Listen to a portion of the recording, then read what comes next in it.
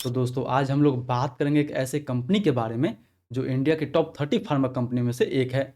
जी हाँ दोस्तों, आप थंबनेल को देख के पता लगा ही लिए होंगे कि हम लोग बात करने वाले हैं कोरोना आईपीओ के बारे में। जी हाँ, ये भी कंपनी अपना आईपीओ 8 से 10 दिसंबर के बीच में लेके आ रही है।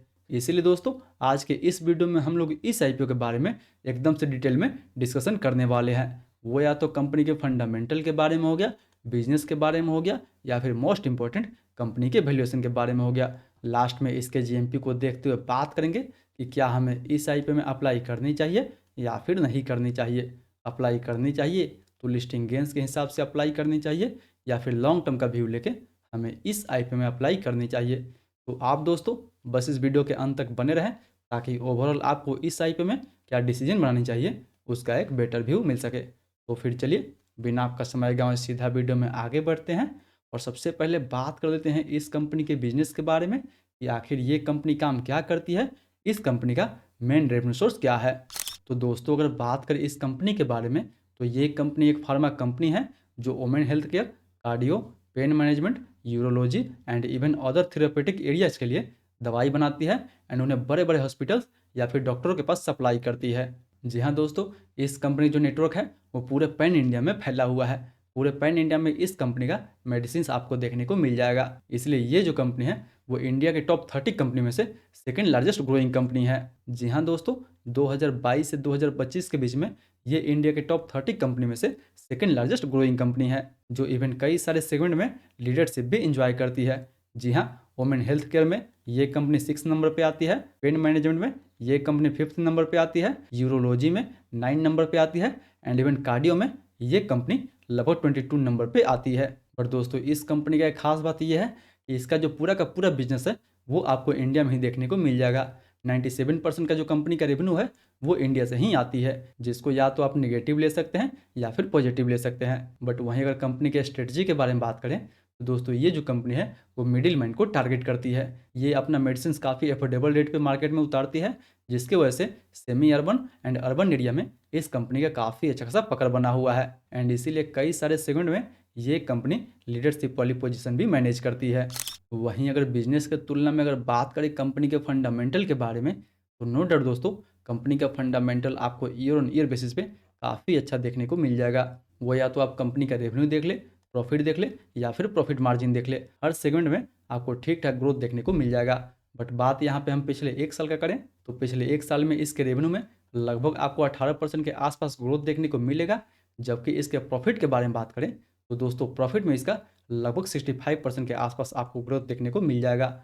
यानी देखा जाए तो रेवेन्यू में तो काफ़ी कम ग्रोथ देखने को मिला हुआ है, बट प्रॉफिट वाइज ये कंपनी अपने आप को काफ़ी सॉलिड ग्रो की हुई है, जो कि काफ़ी अच्छा माना जाएगा इस कंपनी के लिए। वही नहीं दोस्तों, अगर आप इस कंपनी का मार्जिन भी देखते हो तो फिलहाल ये कंपनी अपना प्रॉफिट मार्जिन लगभग 13% के आसपास मेंटेन करके रखी हुई है, जो कि इवन पिछले साल के तुलना में काफ़ी बेटर है। वहीं इसका ROE 27%, ROCE 41% and debt to equity 0.10 का है। जी हाँ दोस्तों, इस कंपनी को हम एकदम से बिल्कुल डेट फ्री कंसीडर कर सकते हैं, क्योंकि कंपनी के ऊपर काफ़ी कम लोन है। जबकि अगर बात करें कंपनी के रिजर्व एंड सरप्लस के बारे में तो कंपनी के पास काफ़ी अच्छा खासा रिजर्व एंड सरप्लस पड़ा हुआ है। जी हाँ, कंपनी के पास लगभग 100 करोड़ का डेट है, जबकि कंपनी के पास 500 करोड़ के आसपास का रिजर्व पड़ा हुआ है, जो कि इवन काफ़ी अच्छा माना जाएगा इस कंपनी के फंडामेंटल के लिए। बट फंडामेंटल के तुलना में अगर बात करें इस आईपीओ के वैल्यूएशन के बारे में या आखिर इस कंपनी का वैल्यूएशन कैसा रखा गया है, तो दोस्तों फिलहाल हम लोग इस कंपनी को अबाउट इंडिया एंड एल्कम से कंपेयर करने वाले हैं, क्योंकि अबाउट हो गया या फिर एल्कम हो गया वो सेम कैटेगरी में काम करती है। तो अगर बात करें कोरोना के पी रेशियो के बारे में तो इसका पी रेशियो लगभग आपको 43 के आसपास देखने को मिलेगा, जबकि अबाउट का पी रेशियो 41 के आसपास एंड एल्कम का पी रेशियो 31 के आसपास आपको देखने को मिल जाएगा। हालांकि इसका पी रेशियो तो आपको अबाउट से भी एंड एल्कम से भी ज़्यादा देखने को मिलेगा। जबकि पी रेशियो के मुकाबले अगर बात करें इसके अर्निंग के बारे में तो दोस्तों इसका अर्निंग पर शेयर 24 रुपये के आसपास देखने को मिलेगा, जबकि अबाउट का अर्निंग पर शेयर 665 रुपये के आसपास एंड एल्कम का अर्निंग पर शेयर लगभग 181 रुपये के आसपास देखने को आपको मिल जाएगा। यानी दोस्तों इससे तो साफ है, वो या तो पी रेशियो ले ले आप, या फिर अर्निंग पर शेयर ले ले, या फिर रेवेन्यू ले ले। इन सभी के मामले में ये कंपनी अबाउट इंडिया से एंड एल्कम से काफ़ी पीछे है। इसलिए ये जो कंपनी है अपना आईपीओ थोड़ा बहुत हाई वैल्यूएशन पे लेके आ रही है। जी हाँ दोस्तों, फिलहाल इससे बेटर वैल्यूएशन तो आपको अबॉट का देखने को मिल जाएगा एंड इवन एलकम का देखने को मिल जाएगा। बट फिर भी ये कंपनी इंडिया के टॉप 30 फास्टेस्ट ग्रोइंग कंपनी में से सेकंड नंबर पे है, इसलिए ये कंपनी इस वैल्यूएशन पे अपना आईपीओ लेके आ रही है। यानी जो भी ये ग्रोथ अभी रिसेंटली अचीव की है, उस ग्रोथ को देखते हुए ये कंपनी अपना वैल्यूएशन रखी हुई है। बट फिर भी अगर इन्वेस्टमेंट के हिसाब से ओवरऑल बात करें तो जी हाँ दोस्तों, ये कंपनी अपना आईपीओ थोड़ी बहुत हायर वैल्यूएशन पे लेके आ रही है।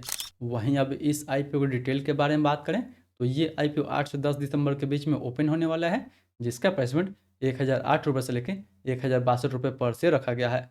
बात करें इसके टोटल इशू साइज के बारे में तो दोस्तों इसका टोटल इशू साइज 655 करोड़ का होने वाला है, जो कि पूरा का पूरा ऑफर फॉर सेल होगा। जी हाँ दोस्तों, ये एक काफ़ी नेगेटिव बात है इस आईपीओ के लिए कि जो भी इस आईपीओ के द्वारा ये कंपनी फंड रेज करेगी, वो पूरा का पूरा पैसा जो है वो प्रमोटर के पास जाने वाला है। कंपनी को इस आईपीओ से कोई भी बेनिफिट नहीं होने वाला है। वहीं 10 रुपये के फेस वैल्यू पे मिनिमम हम एक लॉट अप्लाई कर सकते हैं। एक लॉट में हमें 14 शेयर मिलेगा, जिसके लिए हमें 14,868 रुपये तक इन्वेस्ट करना होगा। बात करें दोस्तों इसके कोटा के बारे में तो डिटेल को इस आईपीओ में 35% का कोटा दिया गया है। जी हाँ दोस्तों, बाकी आईपीओ की तरह ये कंपनी लॉस मेकिंग नहीं है, कंपनी का फंडामेंटल काफ़ी अच्छा है, इसलिए इस कंपनी में रिटेल के लिए 35% का जो कोटा है वो रखा गया है। यानी अगर आप इस आईपीओ में रिटेल कोटा में इन्वेस्ट करते हैं तो रिटेल के लिए इस आईपीओ में 229 करोड़ का जो फंड है वो एक्सक्लूसिवली रिजर्व रखा जाएगा। इसलिए आप इस आईपीओ में रिटेल कोटा में अप्लाई करने वाले हैं या फिर एचएनआई कोटा में अप्लाई करने वाले हैं, वो भी हमें नीचे कमेंट करके ज़रूर बताएं। तो फाइनली दोस्तों, इन सारे फैक्टर को देखते हुए बात करें कि क्या हमें इस आईपीओ में अप्लाई करनी चाहिए या फिर नहीं करनी चाहिए। अप्लाई करनी चाहिए तो लिस्टिंग गेंस के हिसाब से अप्लाई करनी चाहिए या फिर लॉन्ग टर्म या शॉर्ट टर्म का व्यू लेके हमें इस आईपीओ में अप्लाई करनी चाहिए। तो दोस्तों, अगर सबसे पहले बात करें लिस्टिंग गेंस के बारे में तो फिलहाल इसके ग्रे मार्केट में लगभग 25 से 30% के आसपास डिमांड आपको देखने को मिल जाएगा। यानी अगर 25 से 30% के हिसाब से देखा जाए तो कहीं ना कहीं लगभग 4,000 रुपये से लेकर 4500 के आसपास तक प्रॉफिट देखने को मिल सकता है पर लॉट पे। बट याद रहे दोस्तों कि अभी तो फिलहाल इसके ग्रे मार्केट में ठीक ठाक डिमांड बना हुआ है, बट आगे इसके ग्रे मार्केट में ठीक ठाक डिमांड रहेगा या फिर नहीं रहेगा वो आगे देखने वाली बात रहेगी। क्योंकि किसी भी आईपीओ के जीएमपी पे हमें पूरा भरोसा नहीं करनी चाहिए। जीएमपी एक टेंटेटिव गेन होता है जो मार्केट को देखते हुए कभी भी ऊपर नीचे हो सकता है। बट फिर भी दोस्तों, कंपनी काफ़ी अच्छी है, छोटा आईपीओ है, इसलिए इस आईपीओ में ठीक ठाक लिस्टिंग मिल सकता है। इसलिए दूसरे दिन एंड तीसरे दिन इसके ग्रे मार्केट में ठीक ठाक ऐसे ही डिमांड बना रहता है, तो इस आईपीओ में लिस्टिंग गेंस के लिए ज़रूर अप्लाई किया जा सकता है। एंड हाँ दोस्तों, अगर आपको किसी भी आईपीओ के लेटेस्ट जीएमपी की जानकारी चाहिए तो उसके लिए आप हमारे टेलीग्राम ग्रुप से जुड़ सकते हैं, जहाँ पे हर आईपीओ का लेटेस्ट जीएमपी या फिर लेटेस्ट अपडेट का जानकारी आपको देखने को मिल जाता है। वहीं अब हम बात करें कि क्या हमें इस आईपीओ में लॉन्ग टर्म या फिर इवन शॉर्ट टर्म के लिए अप्लाई करनी चाहिए या फिर नहीं करनी चाहिए। तो दोस्तों, लॉन्ग टर्म या फिर शॉर्ट टर्म के लिए हम सबसे पहले बात करेंगे कंपनी के कुछ रिस्क फैक्टर के बारे में एंड कुछ स्ट्रेंथ फैक्टर के बारे में। इन दोनों को देखते हुए हम डिसाइड करेंगे कि ये आईपीओ लॉन्ग टर्म के लिए ठीक रहेगा या फिर नहीं रहेगा। तो अगर सबसे पहले स्ट्रेंथ फैक्टर के बारे में बात करें तो नो डाउट दोस्तों, कंपनी का फंडामेंटल भी आपको काफ़ी सही देखने को मिल जाएगा, कंपनी का बिजनेस भी आपको काफ़ी ठीक देखने को मिल जाएगा। बट अगर बात करें कंपनी के वैल्यूएशन के बारे में तो दोस्तों, कंपनी का वैल्यूएशन थोड़ा बहुत हाई रखा गया है। पर देखा है दोस्तों तो कंपनी काफ़ी ग्रोइंग सेक्टर से बिलोंग करती है एंड कंपनी अपने आप को टॉप 30 फार्मा कंपनी में से सेकंड नंबर पर रखी हुई है, जो इतना वैल्यूएशन तो डिजर्व करती है। इसलिए जो भी ये कंपनी वैल्यूएशन लेके आई है, कहीं ना कहीं वैल्यूएशन भी इसका ठीक ठाक माना जाएगा। बट देखा जाए तो कंपनी का पूरा बिजनेस आपको इंडिया में ही देखने को मिलेगा, जिसको आप नेगेटिव के तौर पे भी ले सकते हैं या फिर इवन पॉजिटिव के तौर पे भी ले सकते हैं। क्योंकि इंटरनेशनल मार्केट में बहुत सारे रूल्स एंड रेगुलेशंस का भी जरूरत होता है एंड वहाँ से हर कंपनी को रेवेन्यू भी काफ़ी अच्छा जनरेट होता है। इसलिए आप इस पॉइंट को या तो नेगेटिव के तौर पे ले सकते हैं या फिर इवन पॉजिटिव के तौर पे ले सकते हैं। बात करें दोस्तों इसके इशू साइज के बारे में तो पूरा का पूरा जो पोर्शन होगा वो ऑफर फॉर सेल रहने वाला है, जिसको एक आप रिस्क के तौर पे देख सकते हैं। यानी जो भी फंड होगा वो पूरा का पूरा प्रमोटर के पास जाने वाला है, कंपनी को इस आईपीओ से कोई भी बेनिफिट नहीं होने वाला है। बट फिर भी देखा है दोस्तों तो ये सेक्टर जो है वो काफ़ी डिमांडिंग सेक्टर है। कई सारे सेगमेंट में ये कंपनी अपने आप को लीडरशिप वाली पोजीशन में मैनेज करके रखी हुई है, जो कि काफ़ी अच्छा माना जाएगा even long term and short term के लिए। एंड बाकी दोस्तों, फार्मा सेक्टर सबका ऑल टाइम फेवरेट वाला सेक्टर तो है ही एंड ये कंपनी उसी सेक्टर से बिलोंग करती है, तो ये भी जो कंपनी है वो even long term and even short term के लिए ठीक ठाक रहने वाली है।